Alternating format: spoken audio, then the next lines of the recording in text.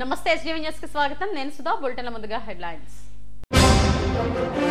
అనకాపల్లి జిల్లాలో captive port ఏర్పాటుకు cabinet ఆమోదం. సీఎం చంద్రబాబు అధ్యక్షతన జరిగిన సమావేశంలో కీలక నిర్ణయాలు తీసుకున్న మంత్రివర్గం.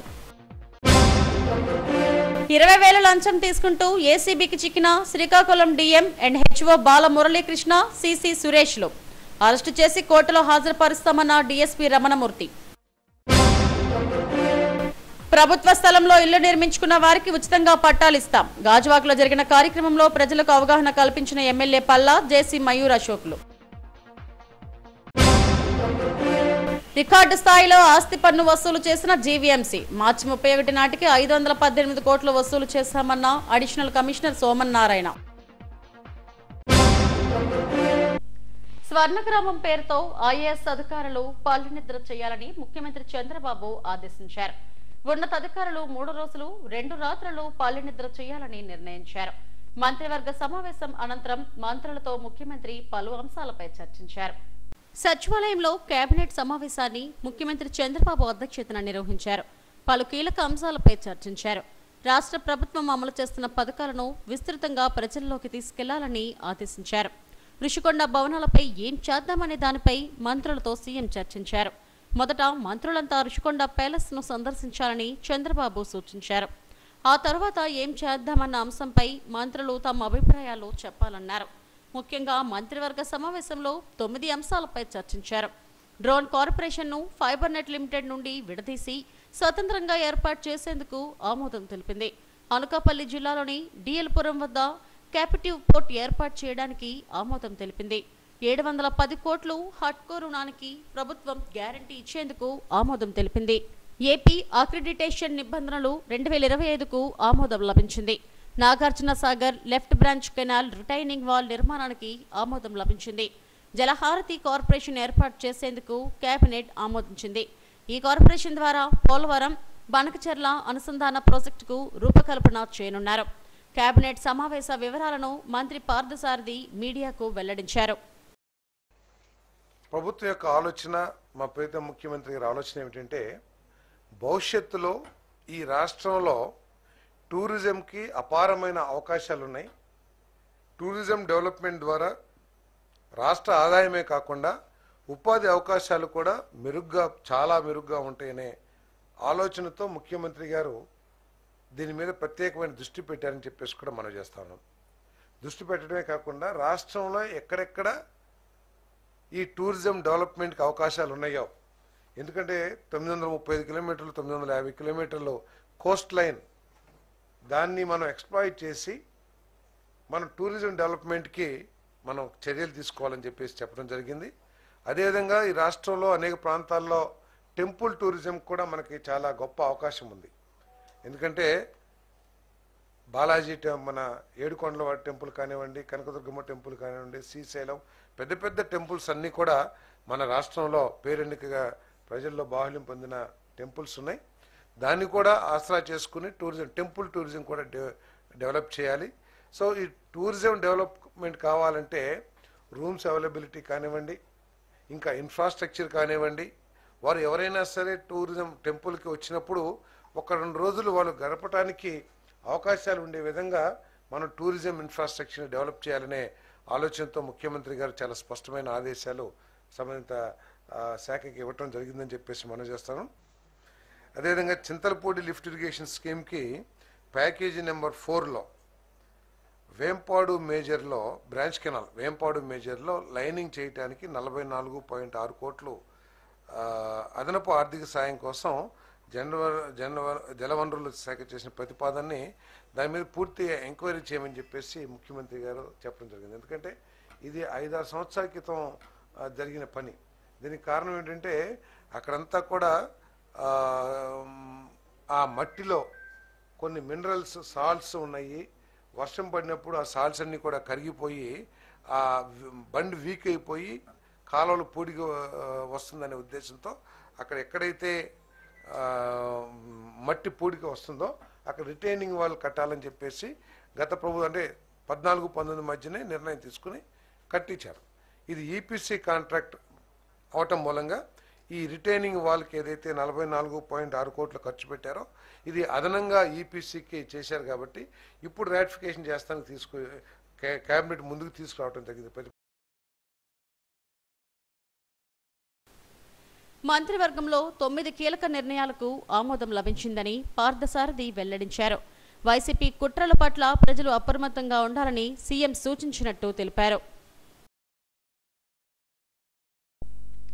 20,000 లంచం తీసుకుంటూ శ్రీకాకుళం జిల్లా వైద్య ఆరోగ్య శాఖ అధికారి బాలమురళీకృష్ణ ఆయన సిసి సురేష్లు ఏసీబీకి చిక్కారు. శ్రీకాకుళం జిల్లా రూరల్ పీహెచ్సీలో సీనియర్ అసిస్టెంట్ గా పనిచేస్తున్న కాంతమ్మ గత కొంతకాలంగా మెడికల్ లీవ్ లో ఉన్నారు. రీపోస్టింగ్ కోసం డిఎంఎండ్హెచ్ఓను సంప్రదించారు. 20,000 లంచం ఇస్తే తప్ప తిరిగి పోస్టింగ్ ఇవ్వనని డిమాండ్ చేశారు. లంచం ఇవ్వడం ఇష్టం లేని కాంతమ్మ ఏసీబీ డీఎస్పీ రమణమూర్తిని ఆశ్రయించారు. కెమికల్ కలిపిన డబ్బును కాంతమ్మకు ఇచ్చి పంపించారు. ఈ లంచాన్ని డిఎంఎండ్హెచ్ఓ అతని సీసీ సురేష్లు తీసుకుంటుండగా రెడ్ హ్యాండెడ్ గా పట్టుకున్నామని డీఎస్పీ రమణమూర్తి తెలిపారు. వీరిద్దరిని కోర్టులో హాజరుపరుస్తున్నట్టు తెలిపారు.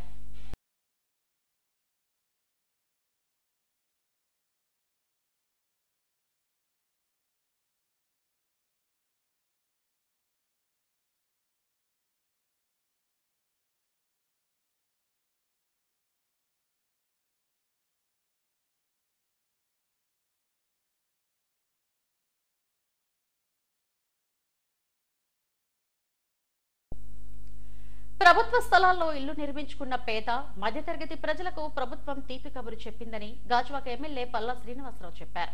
40 ఏళ్లుగా ఇల్లు నిర్మించుకుని తీవ్ర ఇబ్బందులకు గురవుతున్న గాజువాక ప్రజలకు గతంలో టీడీపీ 301 జీవోను రిలీజ్ చేసి హౌస్ కమిటీ సమస్యకు చెక్ పెట్టిందన్నారు.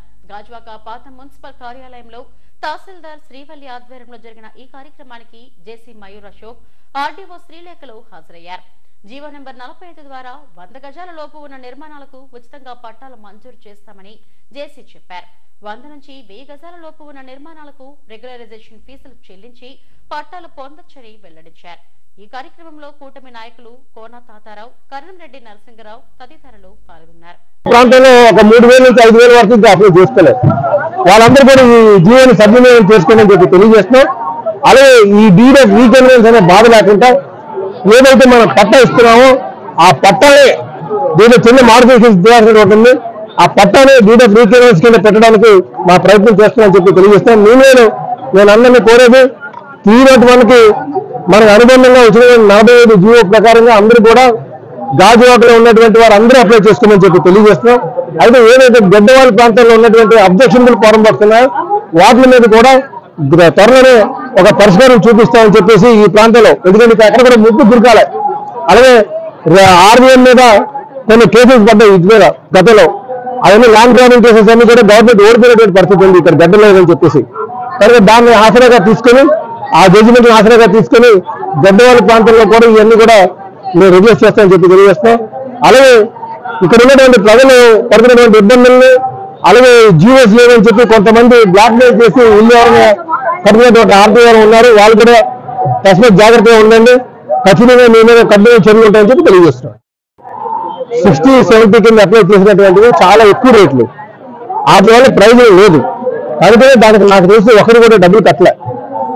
చాలా నామినల్ రేట్లు 301 కింద కానీ 345 కానీ చాలా నామినల్ రేట్లు. కనుక ఎవరైతే 12వ నెల 1923, 31/12/1923 వరకు ఎవరైతే ఇల్లు నిర్మాణం చేస్తున్నారో వాళ్ళందరూ కూడా రెగ్యులేట్ చేయడం జరుగుతుందని చెప్పి తెలియజేస్తారు. జీవీఎంసీ రికార్డు స్థాయి ఆదాయాన్ని సమకూర్చుకుంది. మార్చి 31వ తేదీ వరకు 518 కోట్ల వసూలైనట్టు అడిషనల్ కమిషనర్ సోమన్ నారాయణ వెల్లడించారు. గత ఏడాది 454 కోట్లు వసూలు కాగా 2024-25 సంవత్సరానికి 518 కోట్లు వసూలు చేసి రికార్డు సృష్టించామని సోమన్ నారాయణ చెప్పారు. కలెక్టర్ హరీందర్ ప్రసాద్ ఆదేశాల మేరకు రెవెన్యూ, జీవీఎంసీ సిబ్బంది రేయింబౌళ్లు పనిచేసి వసూలు చేశారన్నారు. ఇదే స్ఫూర్తితో విశాఖను స్వచ్ఛ సర్వేక్షణలో నెంబర్ 1 చేసేందుకు ఫీడ్బ్యాక్ ఇవ్వాలని ప్రజలకు విజ్ఞప్తి చేశారు. ఇప్పటి వరకు 4.67 లక్షల ఫీడ్బ్యాక్ తో దేశంలోనే 2వ స్థానంలో విశాఖ ఉందన్నారు. ఇంకొక 2 లక్షల మంది యాప్ లో ఫీడ్బ్యాక్ ఇస్తే దేశంలోనే విశాఖ స్వచ్ఛ సర్వేక్షణ్ నెంబర్ 1 లో ఉంటుందని చెప్పారు. అయిపోయి ఎంత బిజీగా ఉన్నా సరే అనేక రకాలుగా అనేక సమస్యలకి వ్యక్తిగతంగా అనేక రకాలైనటువంటి సూచనలు ఇచ్చి మంచి కలెక్షన్ రావడానికి సహకరించారు. వారికి అలాగే నగర ప్రజలకి ముఖ్యంగా పన్ను ఎవరైతే మన పన్ను చెల్లింపుదారులు ఉన్నారో వాళ్ళందరికీ కూడా మరొకసారి హృదయపూర్వక నమస్కారాలు, కృతజ్ఞతలు తెలియజేస్తున్నాను. స్వచ్ఛ సర్వేక్షణ సంబంధించి ఈరోజు మనం చాలా మంచి పొజిషన్లో ఉన్నామండి. యాక్చువల్గా మిగతా పారామీటర్స్ ఏదైతే ఉంటాయో ఫీల్డ్లో అసెస్మెంట్ ఉంటాయి అవన్నీ కూడా చక్కగా మనం మంచి మార్కులతో వచ్చే అవకాశం ఉంది మనకి. ఇది కాకుండా ఫీడ్బ్యాక్ అనేది ఒకటి ఉంటుంది. ఆ ఫీడ్బ్యాక్ సర్వేలో మనం ఇప్పుడు 4,67,000 ఫీడ్బ్యాక్స్తో మనం దేశంలోనే సెకండ్ ప్లేస్లో ఉన్నాము. యాక్చువల్గా దేశంలో ఫస్ట్ ప్లేస్లో ఉండేవాళ్ళం మొన్న వరకు. మొన్న ఇండోర్ అనే ఈ సిటీ మీ అందరికీ తెలుసు, దేశంలోనే మొదటగా ప్రతిసారి మొదటి స్థానం వస్తుంది ఆ సిటీకి. అక్కడ ఫీడ్బ్యాక్స్ అనేది స్వచ్ఛతా యాప్ ద్వారా వారికి 5,70,000 వచ్చున్నాయి. అయితే వారికి ఇండోర్ను, సూరత్, నవీ ముంబై 3 కూడా సూపర్ లీగ్లో పెట్టి వాళ్ళని, అంటే ఎప్పుడు కాన్స్టెంట్గా వాళ్ళే వస్తున్నారు కాబట్టి వారికి పక్కన పెట్టి సూపర్ లీగ్లో హోదా ఇస్తున్నారు కాబట్టి ముందుకు జరిగే అవకాశం ఉంది. మనం 4వ ప్లేస్లో ఉన్నాం కాబట్టి ఇప్పుడు దాన్ని మనం నిలబెట్టుకుంటే మనం అదే ఫస్ట్ ప్లేస్కి వెళ్ళే అవకాశం ఉంటుంది. ఈ ఫీడ్బ్యాక్స్లో కూడా మనం ఫస్ట్ ప్లేస్లో ఉంటాం. అయితే దానికి సంబంధించి ఇంకా కొంచెం గ్యాప్ ఉంది కాబట్టి 1,00,000 2 లక్షల ఫీడ్బ్యాక్స్ వచ్చినట్లయితే మనం దీంట్లో కూడా వారిని దాటి వెళ్ళిపోతాము. అందుచేత నగర ప్రజలందరికీ కూడా ఈ ఫీడ్బ్యాక్స్ విషయంలో నేను మరొకసారి విజ్ఞప్తి చేస్తున్నాను. ఈ ఫీడ్బ్యాక్స్ అందరూ కూడా ఎక్కువ ఇవ్వండి. మనకి ఏదైతే లింక్ ఉందో ఆ లింక్లో మీరు మీ ఫీడ్బ్యాక్స్ అనుకూలమైనటువంటి మీ అభిప్రాయాలు ఇచ్చినట్లయితే తప్పనిసరిగా మనం నెంబర్ 1 ర్యాంక్ రావడానికి చాలా దగ్గరగా ఉన్నాం మనం. అందుచేత దాన్ని అవకాశాన్ని ఉపయోగించుకుందాం. మన విశాఖపట్నాన్ని దేశంలోనే మొదటి స్వచ్ఛతా నగరంగా మనం నిలబెట్టుకుందాం. దశాబ్దాల సమస్యకు 10 నెలల్లో పరిష్కారం చూపించామని మంత్రి నారా లోకేష్ అన్నారు. మంగళగిరి నియోజకవర్గం ఉండవల్లిలో నిర్వహించిన మన ఇల్లు మన లోకేష్ కార్యక్రమంలో ఆయన పాల్గొన్నారు. రాష్ట్రంలో జేసీబీ పాలన పోయి పేదలకు పట్టాలిచ్చే ప్రభుత్వం వచ్చిందన్నారు. గోవింద్, సీతామహాలక్ష్మి దంపతులకు తొలి శాశ్వత ఇంటి పట్టాను అందజేశారు. వారి ఇంట్లో కూర్చొని కుటుంబ సభ్యులతో మాట్లాడారు. గోవింద్, సీతామహాలక్ష్మి దంపతులు మంత్రి లోకేష్ కు కృతజ్ఞతలు తెలిపారు. మొదటి విడతలో నియోజకవర్గంలో గురువారం నుంచి 12వ తేదీ వరకు ప్రభుత్వ స్థలాల్లో నివసిస్తున్న 3,000 మందికి శాశ్వత పట్టాలు ఇవ్వనున్నట్టు మంత్రి వెల్లడించారు. తత్వం పెంచి ఎక్కువ ఒక ప్రీమియర్ లీగ్ ఏర్పాటు చేయాలని చేశాం. అంతేకాకుండా ఒక ప్లే గ్రౌండే ఏర్పాటు చేసి ప్రాక్టీస్ కానీ ట్రైనింగ్ కూడా ఆనాడు ఏర్పాటు చేస్తాం జరిగింది. ఇట్లా 27-26 కార్యక్రమాలు ఎట్లా జరుగుతున్నాం అది మైండ్లో పెట్టుకుని ఆ లేఅవుట్ల పైన దాదాపు ఒక 5-6 సార్లు మేము కూర్చుని ఒక్కొక్కటి రివ్యూ చేసుకుని కూడా చేస్తాం జరిగింది. సో ఇట్లా సుమారుగా ఒక 50 కార్యక్రమాలు అంటే అభివృద్ధి కార్యక్రమాలు ఎన్డీఏ ప్రభుత్వం ఇక్కడ మంగళగిరి నియోజకవర్గం కోసం ప్రత్యేకంగా చేస్తాం జరుగుతుంది. ఇది కేవలం ప్రభుత్వ నిధులపైనే కాదు, ఒక సిఎస్ఆర్ నిధులు అవచ్చు, లేదంటే లోకల్గా ఉన్న దాతలతో కావచ్చు, వాళ్ళందరితో చర్చించి మాట్లాడిన తర్వాతనే మేము నిర్ణయం తీసుకుంటున్నాం. ముందు చూపు ఉంటుంది.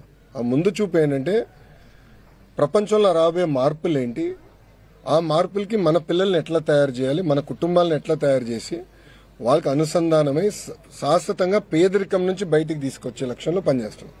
35,000 మంది ఒక నియోజకవర్గం నుంచి, అది నేను పాదయాత్రలో గమనించాను. అందరూ మాట్లాడుకున్నాం. దానికి ఫుల్ స్టాప్ పెట్టాలి అన్న లక్ష్యంతో సిబిజీ ప్రాజెక్ట్ ఒప్పందం కుదిరిన వెంటనే నేను గొట్టిపాటి రవాణా మాట్లాడి ఫస్ట్ ప్రాజెక్ట్ ప్రకాశం జిల్లాలో చేయాలి. అది ఫస్ట్ మేము ఫిలాసాఫికల్గా అనుకున్నాం.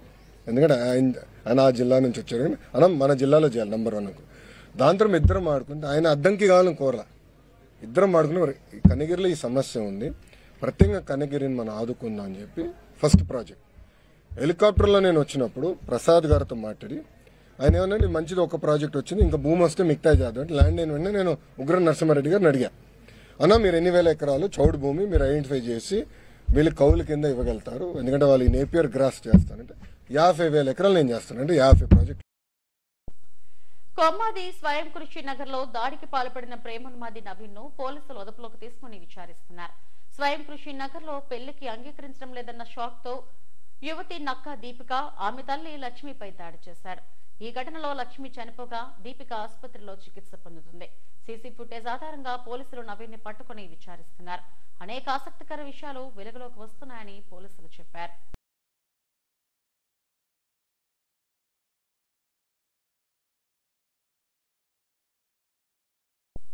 4 వేదాలను కలిపి ఒక సంగీత ప్రాజెక్ట్ చేయాలన్నది తన చివరి కోరిక అని సంగీత దర్శకుడు కోటి వెల్లడించారు. తిరుమల శ్రీవారిని దర్శించుకున్న అనంతరం ఆలయం వెలుపల మీడియాతో మాట్లాడారు.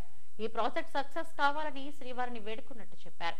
కన్యకా పరమేశ్వరి అమ్మవారి సాక్షాత్కారం పాట అద్భుతంగా వచ్చిందని, ప్రస్తుతం యూట్యూబ్ లో ఉందన్నారు. ప్రపంచవ్యాప్తంగా అమ్మవారి పాట వినాలన్నదే తన ఆకాంక్షను చెప్పారు. ఓం నమో వెంకటేశాయ. అందరికీ ఉగాది శుభాకాంక్షలు. ఈ నూతన సంవత్సరం మనందరికీ ఆయుర ఆరోగ్యాలతో, అష్ట ఐశ్వర్యాలతో, సకల సౌభాగ్యాలతో ఆనందంగా ఉండాలని వెంకటేశ్వర స్వామిని మనసారా కోరుకున్నాను. మనందరికీ, నా ఒక్కడికి కాదు, నా ఒక్క కుటుంబానికి కాదు, యావత్ భారతదేశానికి, ప్రపంచానికి, మానవాళి అందరూ ముఖ్యంగా ఆరోగ్యంగా అందరూ ఉండాలి. అది నా కోరిక. ఆ ధన్వంతరి చల్లగా విష్ణుమూర్తి రూపంలో ఉన్న నారాయణుడు గోవిందుడు, అలాగే ధన్వంతరి రూపంలో ఉన్న నారాయణుడు మనందరికీ చక్కని మంచి ఆరోగ్యాన్ని ఇవ్వాలి. ఈ ఉగాది నుండి అందరికీ సర్వ దోషాలు పోవాలి. ఇది ఇక్కడ ఈ ప్రాంగణం నుండి చెబుతున్నాను. స్వామి చెప్పినట్టుది అందరూ ఆనందంగా సుఖ సంతోషాలతో ఆనందంగా గోవింద గోవింద గోవింద. ఇప్పుడు నేను ఆల్రెడీ మొన్న వాసవి కన్యకా పరమేశ్వరి మీద వాసవి సాక్షాత్కారం అనే ఒక ఆల్బమ్ చేశాను. అంటే చాలా అద్భుతంగా కుదిరిన అన్ని చాలా ఆల్మోస్ట్ వీడియోస్ ఇప్పుడు యూట్యూబ్స్లో ఉందన్నమాట. అవన్నీ మీరు చూసి మమ్మల్ని ఆశీర్వదించాలి. ఎందుకంటే ప్రపంచ స్థాయికి అందాలి. ఎందుకంటే అమ్మవారి పాట అంత గొప్పగా కుదిరింది. అలా అన్నమయ్య కీర్తనలు కూడా చాలా చేశాను స్వామి మీద. ఇప్పుడు నేను చేసే పెద్ద మహాయజ్ఞ కార్యక్రమం ఏంటంటే 4 వేదాలని సంగీత రూపంలో వాటిని ఎలా ప్రజెంట్ చేయాలని నా కోరిక. అది ఆ ప్రాజెక్టు చేయడం కోసమే స్వామి దీవులు తీసుకోవడానికి వచ్చాను. తప్పకుండా ఇది గ్రాండ్ సక్సెస్ అవ్వాలని, ఘన విజయం సాధించాలని. ఇది ఇంతవరకు ఎవరు టచ్ చేయలేని విషయం. అంటే మ్యూజికల్గా దీని సంగీత పరంగా ఎలాగ చేయాలి ఇంతవరకు నేను ఏం అనుకోలేదు. బట్ చెయ్యాలి. అది వస్తుంది. ఆ వేవ్స్ అంతా ఆయన ఇస్తారు. సో మీ అందరూ ఆశీస్సులతోటి ఈ 4 వేదాలని ఒక ప్రపంచ స్థాయికి అంటే సంగీత పరంగా వాటిని ట్రాన్స్లేట్ చేసి వాటితో మ్యూజిక్ పరంగా ఒక కొత్త రకమైన సంగీతాన్ని ఇవ్వాలని నా కోరిక. ఇది నా లాస్ట్ ఇది ఎన్ని సంవత్సరాలతో తెలియదు ఈ యజ్ఞం. తప్పకుండా మీ అందరూ ఆశీస్సులతోటి, ఆ గోవిందుడి ఆశీస్సులతోటి, నారాయణ ఆశీస్సులతోటి చక్కగా జరగాలని మనస్ఫూర్తి కోరుకుంటున్నాను. ఈ నెల 6వ తేదీ ఆదివారం జరగనున్న శ్రీరామనవమి ఉత్సవాలకు విస్తృతమైన ఏర్పాట్లు చేస్తున్నామని సీతారామచంద్ర స్వామి దేవస్థానం ఉప కమిషనర్ కె శోభారాణి వెల్లడించారు. జగదాంబ జంక్షన్లోని అంబికాబాగ్ దేవస్థానం ఆవరణలో ఆమె మీడియాతో మాట్లాడారు. ఇక్కడ జరిగే శ్రీరామనవమి ఉత్సవాలకు సుమారు 5,000 మంది భక్తులు తరలి వస్తారని అంచనా వేస్తున్నట్టు చెప్పారు. భక్తులకు ఎటువంటి ఇబ్బందులు లేకుండా అన్ని ఏర్పాట్లు చేస్తున్నామన్నారు. ఉదయం 10 గంటలకు స్వామివారి కళ్యాణం ప్రారంభిస్తామని, మర్నాడు 7వ తేదీ శ్రీరామ పట్టాభిషేకం ఘనంగా జరుగుతుందన్నారు. అనంతరం ఉత్సవాల పోస్టర్ను ఆవిష్కరించారు. ఆదివారం శ్రీరామనవమి ఉత్సవాన్ని ఉదయం 5 గంటలకి స్వామివారి అభిషేకంతో ఉత్సవమూర్తులకి అభిషేకం చేయడంతో ఉదయం ప్రారంభమవుతుంది. సుగంధ ద్రవ్యాలతో అభిషేకం కార్యక్రమం జరుగుతుంది. తదుపరి పూర్ణాహుతి కార్యక్రమాలు ఉంటాయి. 10 గంటలకి ఉదయం 10 గంటలకి శ్రీరామనవమి కళ్యాణ ఉత్సవం దేవస్థానం వెనకాలన్న స్థలంలో వైభవంగా జరపడం జరుగుతుంది. దాని భక్తులందరూ ఇప్పటికీ కళ్యాణోత్సవానికి 111 టికెట్స్ తీసుకోవడం జరిగింది. ఇంకా ఒక 100 మంది 200 మంది వరకు ఆశిస్తున్నాం వస్తారని. వారందరికీ ఉభయదాతలందరికీ, అది కాక సామాన్య భక్తులందరికీ కూడా మధ్యాహ్నం 12 గంటలకి అక్కడ కళ్యాణ ఉత్సవం పూర్తయిన వెంటనే అన్నప్రసాద వితరణ ఉంటుంది. వేపకుంటలోని గురు స్కూల్ 18వ వార్షికోత్సవాన్ని ఈ నెల 5న నిర్వహించినట్టు పాఠశాల ప్రిన్సిపల్ సుభాని తెలిపారు. ప్రస్థానం 2025 పేరిట నిర్వహించనున్న వేడుకలకు deputy transport commissioner RCH Srinivasarao, zone 8 commissioner K హేమావతిలు అతిథులుగా హాజరవుతున్నారని తెలిపారు. ఉత్సవాల్లో భాగంగా విద్యార్థుల సాంస్కృతిక ప్రదర్శనలు ఉంటాయని చెప్పారు. విద్యార్థులు, తల్లిదండ్రులు, శ్రేయోభిలాషులు వార్షికోత్సవ వేడుకలకు వచ్చి పిల్లలను ఆశీర్వదించాలని కోరారు. విద్యార్థులను అన్ని విధాలా ఉన్నతంగా తీర్చిదిద్దే లక్ష్యంగా తాము విద్యాబోధన సాగిస్తున్నామని సుభాని అన్నారు. మా సాదర ఆహ్వానం వేపకుంట ప్రజలకు, తల్లిదండ్రులకు, మా యొక్క శ్రేయోభిలాషులందరూ కూడా విచ్చేసి మా యొక్క పిల్లల్ని ఆశీర్వదిస్తారని ప్రార్థిస్తున్నాం. అడ్మిషన్లు కూడా ఈ ఉగాది నుంచి మన గురు స్కూల్లో ప్రారంభమయ్యాయండి. లిమిటెడ్ సీట్స్ మాత్రమే. సో త్వరగా గురు స్కూల్ వేపకుంట 18వ వార్షికోత్సవ మహోత్సవానికి అందరూ విచ్చేయవలసిందిగా ప్రార్థన. మన స్కూల్ యొక్క 18వ వార్షికోత్సవ మహోత్సవానికి ముఖ్య అతిథుల కింద డిప్యూటీ ట్రాన్స్పోర్ట్ కమిషనర్ అయిన శ్రీనివాసరావు గారు, అలాగే మన zone 8 municipal commissioner Hemavathi madam గారు వీళ్ళిద్దరు ముఖ్య అతిథులుగా విచ్చేస్తున్నారు. ఈ కార్యక్రమానికి మా తల్లిదండ్రులు, శ్రేయోభిలాషులు అందరూ విచ్చేసి మా యొక్క విద్యార్థులను ఆశీర్వదిస్తారని ప్రార్థన. ఈ నెల 30వ తారీఖు నుంచి అంటే ఉగాది సందర్భంగా మన స్కూల్లో అడ్మిషన్స్ ప్రారంభమైనాయి. సో చాలా లిమిటెడ్ సీట్స్ మాత్రమే కలవు. సో మీ పిల్లల్ని మా దగ్గర జాయిన్ చేసి వాళ్ళకు ఉన్నత భవిష్యత్తుకు తోడ్పాటును అందించండి. ధన్యవాదాలు. ససి విద్యా సంస్థల ఆధ్వర్యంలో ఏప్రిల్ 6న అవగాహన సదస్సు జరగనుంది. 6వ తరగతి నుండి ఇంటర్మీడియట్ ఫస్ట్ ఇయర్ లో చేరబోయే విద్యార్థుల కోసం సంఖ్యవలసలోని ససి విద్యా సంస్థల క్యాంపస్ లో అవగాహన సదస్సును నిర్వహిస్తున్నట్టు వైస్ చైర్మన్ మేకా నరేంద్ర కృష్ణ తెలిపారు. సంస్థ చైర్మన్ బూర్గపల్లి వేణుగోపాలకృష్ణ సదస్సుకు హాజరై విద్యార్థులు, తల్లిదండ్రులకు సూచనలు ఇస్తారని చెప్పారు. ప్రతి ఏటా జాతీయ స్థాయి విద్యా సంస్థలో ప్రవేశాలకు నిర్వహించే పోటీ పరీక్షల్లో అద్భుత ఫలితాలు సాధిస్తున్నామని అన్నారు. ఏప్రిల్ 6న జరిగే అవగాహన సదస్సును తల్లిదండ్రులు, విద్యార్థులు విజయవంతం చేయాలని కోరారు. విద్యార్థుల ఉన్నత భవిష్యత్తే లక్ష్యంగా తమ విద్యా ప్రణాళిక ఉంటుందని ససి విద్యా సంస్థల వైస్ చైర్మన్ మేకా నరేంద్ర కృష్ణ వెల్లడించారు. ససి స్థాపించి 40 సంవత్సరాలు అయింది. 40 సంవత్సరాల్లో ఎవ్రీ ఇయర్ అడ్మిషన్ ప్రాసెస్లో పిల్లోడితో పాటు పేరెంట్కి కూడా వ్యవస్థ పట్ల అవగాహన అవసరం. అట్లాగే మారుతున్న పరిస్థితుల అనుగుణంగా పేరెంట్ కూడా పిల్లవాడి పెంపక ధోరణిలో అట్లాంటి మార్పులు, అట్లాగే ఒకటి ఎక్స్టీరియర్గానే మార్పులు కాదు, అకాడమిక్గా కూడా చాలా మార్పులు జరుగుతూ ఉంటాయి. రోజు కాంపిటీషన్ పెరుగుతూ ఉంది. అటు పక్కన నీట్ కానీ, ఇటు పక్కన మెయిన్స్ కానీ, అడ్వాన్స్డ్ కానీ. సో వాటి గురించి విశ్లేషిస్తూ కాంపిటీషన్ ఏ విధంగా పెరిగింది, ఎలాంటి ప్రిపరేషన్ కావాలి, దానికి తల్లిదండ్రులుగా వాళ్ళు ఏం చేయాలి, టీచర్స్గా గురువులుగా మేమేం చేస్తామనే ఒక డిస్కషన్, ఒక అవగాహన సదస్సులాగా అవగాహన క్రియేట్ చేయడం జరుగుతుంది. అట్ ద సేమ్ టైం ఆ సమయంలో పిల్లలు ఎగ్జామ్ రాస్తారు. ఆ ఎగ్జామ్లో మార్కులు బట్టి వారు అసలు ఏ స్థితిలో ఉన్నారని తెలుసుకోవడానికి అటు పేరెంట్కి, ఇటు మాకు కూడా ఒక అవగాహన వస్తుంది. సో చాలా బాగుండి చాలా శక్తివంతంగా పిల్లలు చేయగలుగుతారు అనుకునే వాళ్ళకి కన్సెషన్స్ కూడా ఇవ్వడం జరుగుతుంది. It's one way, it's awareness program for parents and also concession program or scholarship test for students. So ఇది రేపు ఏప్రిల్ 6వ తారీఖు ఆదివారం ఇక్కడ మన సంగివాల్స్ క్యాంపస్లో జరుగుతుంది. ఇది అడ్మిషన్ కోసమే కాదు, మీ పిల్లవాడు ఏ స్థితిలో ఉన్నాడు, అసలు 8th క్లాస్లో ఎట్లా ఉన్నాడు, కాంపిటీషన్ ఎగ్జామ్ ఎలా రాస్తాడని టెస్ట్ చేసుకోవడానికి కూడా మనం ఇది ప్రయత్నం చేయొచ్చు.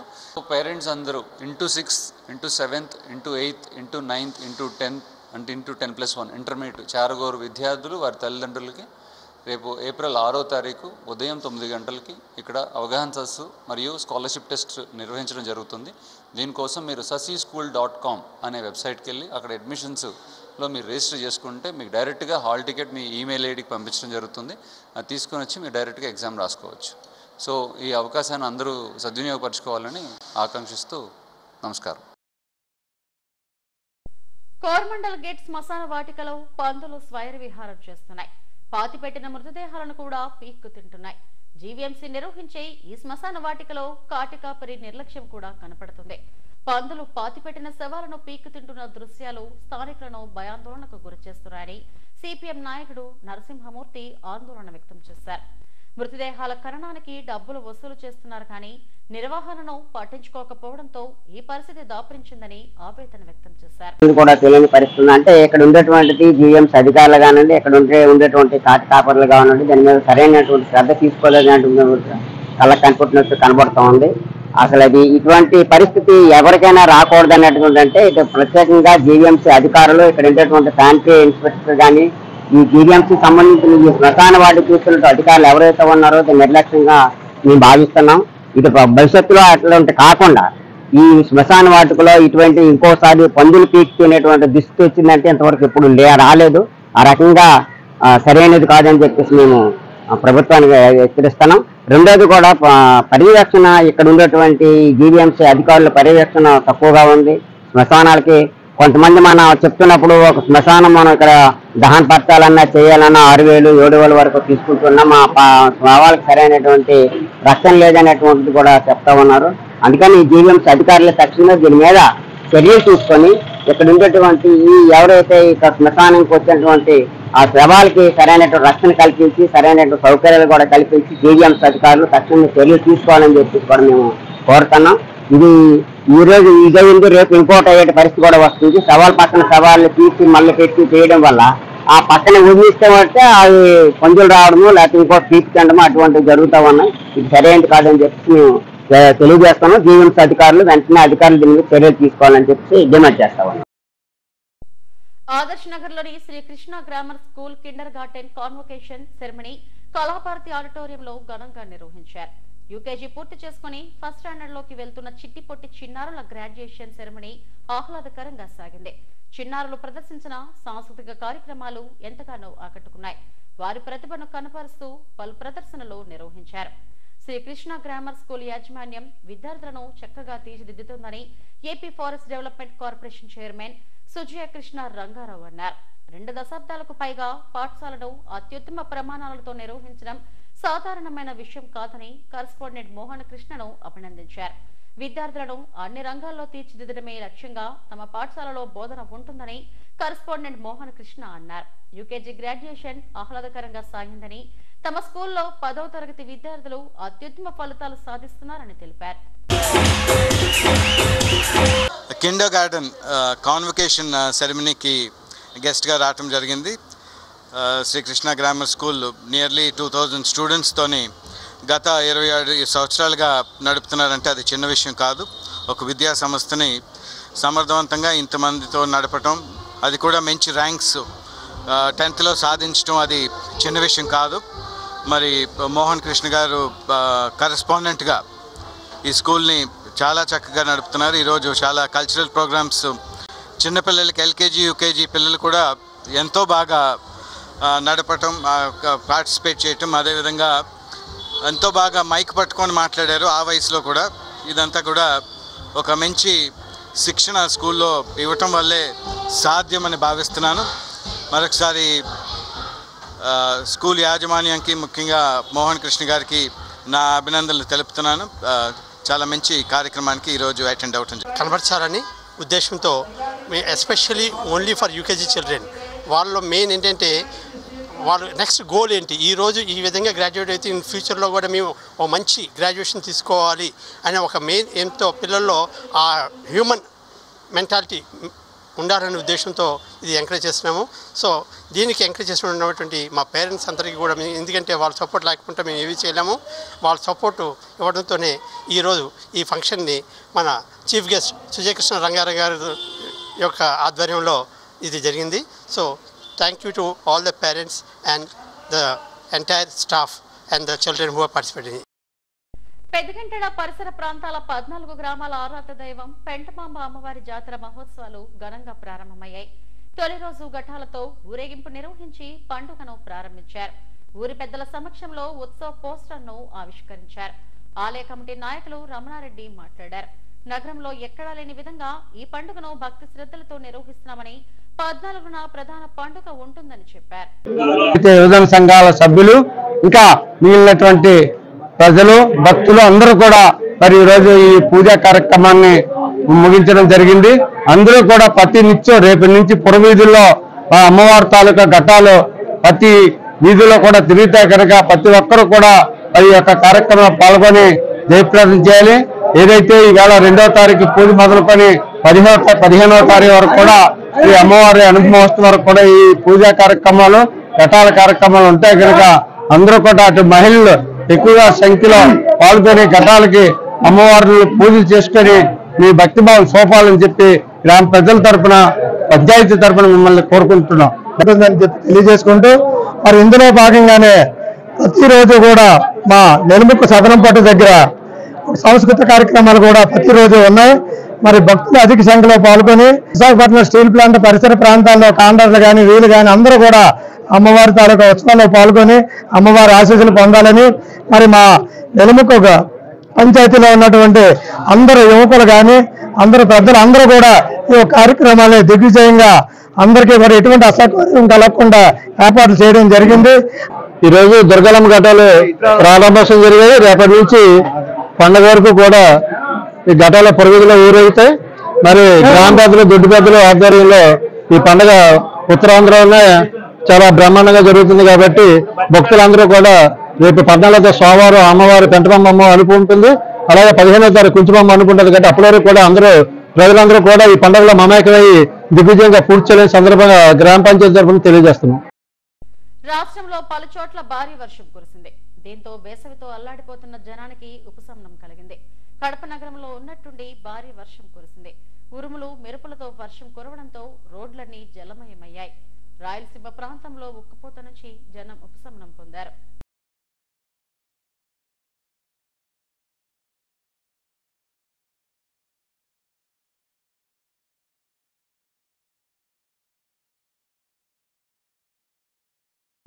పార్లమెంట్లో ఆమోదించిన ఫైనాన్స్ బిల్లును రద్దు చేయాలని కోరుతూ కేంద్ర ప్రభుత్వ రిటైర్డ్ ఉద్యోగులు డాబా గార్డెన్స్ లోని BSNL కార్యాలయం వద్ద ధర్నా నిర్వహించారు. ఏఐటీయూసీ జిల్లా కార్యదర్శి అచ్యుతరావు, రిటైర్డ్ ఉద్యోగుల సంఘం జిల్లా కార్యదర్శి వరప్రసాద్లు మాట్లాడారు. కేంద్ర మంత్రి నిర్మలా సీతారామన్ ప్రవేశపెట్టిన ఈ బిల్లుతో దేశంలో కేంద్ర ప్రభుత్వ ఉద్యోగులు 65,000 మంది, రాష్ట్ర ప్రభుత్వ రిటైర్డ్ ఉద్యోగులు 1,75,000 మందికి పెన్షన్స్ లో వ్యత్యాసాలు ఏర్పడే పరిస్థితి వస్తుందని చెప్పారు. అత్యున్నత న్యాయస్థానాలు అనేక తీర్పులు ఇచ్చినప్పటికీ వాటినన్నింటినీ తొంగలోకి తొక్కి సీనియర్ సిటిజన్స్ ను ఇబ్బందులకు గురి చేస్తుందని ఆవేదన వ్యక్తం చేశారు. వెంటనే ఈ బిల్లును రద్దు చేయాలని డిమాండ్ చేశారు.